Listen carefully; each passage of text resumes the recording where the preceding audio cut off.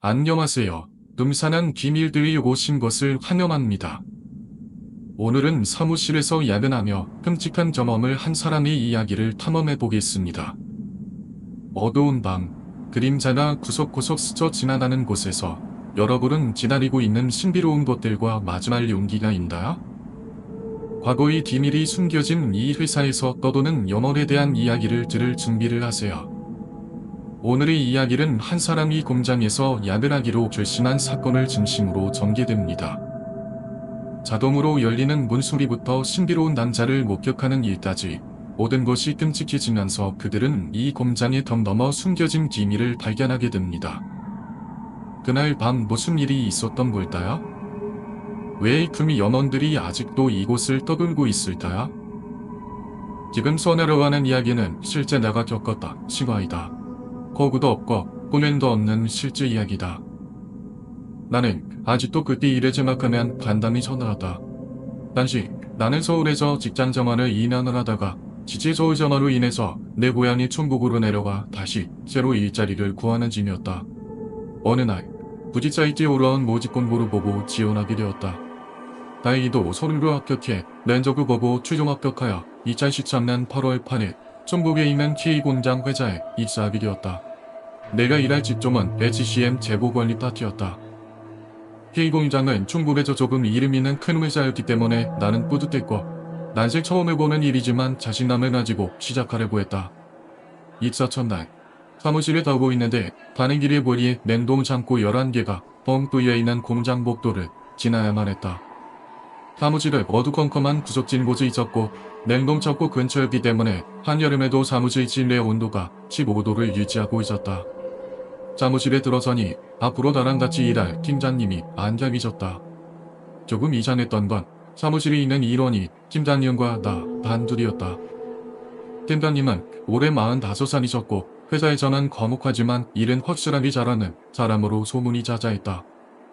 나는 팀장님 밑에서 내 나름 최선을 다했고 처음에는 힘들었지만 나중에는 팀장님에게도 인정을 받아서 둘이서 함께 업무를 총괄했다. 그러던 어느 날 그때가 2014년 8월 18일 비가 추적추적 내리는 날이었다. 그날도 팀장님과 밤늦게까지 근무를 하고 있었는데 그날은 유독 물량이 많이 들어와서 집에 갈 생각은 일찌감치 접고 일을 하고 있었다. 그러게 한참을 일하고 있으니 벌써 저는 10시가 되었고 둘이서 어두컴컴한 사무실에서 불빛 하나에 의존한 채 일을 하고 있었다. 날밤을 새려며 뭐라도 먹어야 했기에 하던 일을 멈추고 팀장님과 회사 식당에 가서 야식을 먹었다. 라면 세 봉지에 소주를 마시며 이런저런 이야기를 주고받다가 다시 공장으로 돌아가고 있었다. 사무실로 가는 길을 쭉 걸어가다가 복도 좌측 7번 창고 문이 열려있는 걸 발견했다. 냉동 창고는 버튼을 눌러야만 열리는 시스템이었는데 분명 야식을 먹기 전에 문을 닫고 왔다. 게다가 이 시간에 창고 문을 열 사람은 당연히 없었다. 팀장님, 이거 어떠시티가 열어놨대요? 그러게 말이오. 누굴 장난치는 거 아니오? 처음에는 우리 둘 다 누굴 장난으로 문을 열어놨다고 생각하고는 일단 문을 닫고 사무실로 향했다.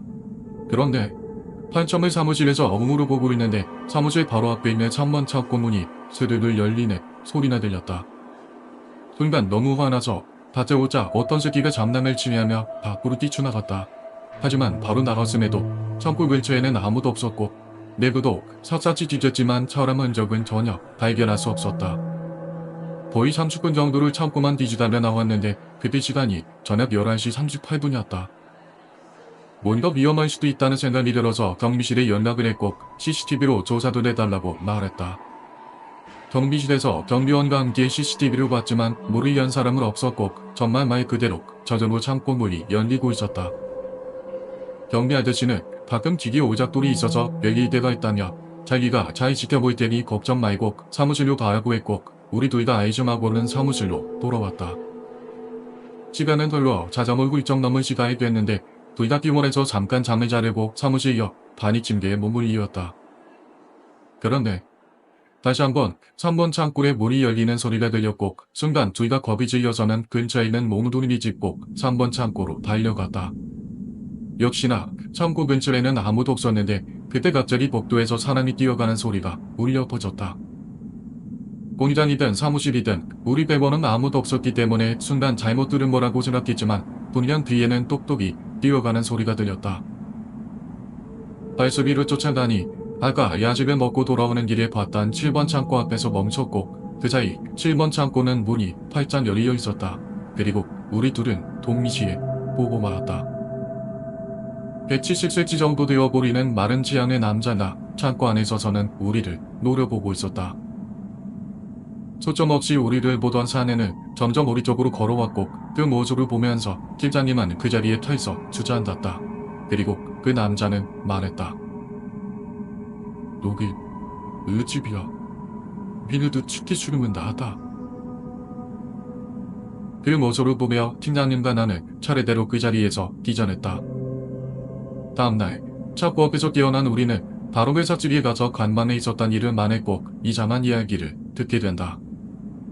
원래 이 회사터가 공동묘지였는데 1976년에 묘지를 걸고 24년간 회사를 운영했다고 한다. 그러더니 저거 망했는데 다시 리모델링을 해서 새로운 회사가 지금의 회사였다. 그때 당시에도 여기서 일하다 기기에 깔려두고 사람도 많았고 기지를 봤다는 사람도 많았다고 했다. 하지만 부영 우리 두 눈으로 어제 남자로 봤기 때문에 일단 경비실로 가서 CCTV를 확인해보기로 했다. 그리고 그 자리에 있던 사람들 모두가 놀라서 말 한마디를 내뱉지 못했다. 우리가 어제 본 사람은 한 명이었지만 영상에는 하나가 아니라 여러 형체의 사람들이 있었다. 그리고 또 우리 주변에서 이리저리 움직이는 사람 형체가 많았는데 더 충격적인 이야기를 들을 수 있었다. 어제 보기로 했던 CCTV로 다시 보려고 하다가 경비 아저씨가 말하기에 어제 무슨 영상을 봤다고 말씀하셨기 때문이다. 매일 24시간의 경비사는 것이 아닌데다가 어제는 기본이라 경비를 선 사람이 없었다는 것이다. 그 말을 들으며 팀장님과 나는 서로를 쳐다봤고 어제 우리한테 걱정 말라고 했던 경비가 누구였는지 서로에게 물었다. 그런 사람은 애초에 없다는 말에 그게 사람이었는지 귀신이었는지도 헷갈렸지만 사실 그게 중요한 게 아니었다. 간밤에 있었던 회의 때문에 우리 둘 다 판단 IG의 회사에 퇴직서를 냈다. 지로는 팀장님은 다른 곳에 가셨고 나는 공부하며 스팸을 잡고 있지만 가끔 드라이브하며 그 공장을 지나칠 때면 그때의 기억이 선명하게 스쳐간다. 우리로 봤던 남자의 정처와 우리와 말했던 경비원은 대체 누구였을까? 오늘 음산한 비밀들의 이야기를 들어주셔서 감사합니다. 과거의 비밀과 영혼은 결코 사라지지 않습니다. 여러분이 이상한 경험을 하신 적이 있다면 아래 댓글로 공유해주세요. 좋아요 버튼을 누르고 채널을 구독하는 것을 잊지 마세요. 다음에 나올 소름 돋는 이야기들을 놓치지 않도록요. 곧 다시 만나요.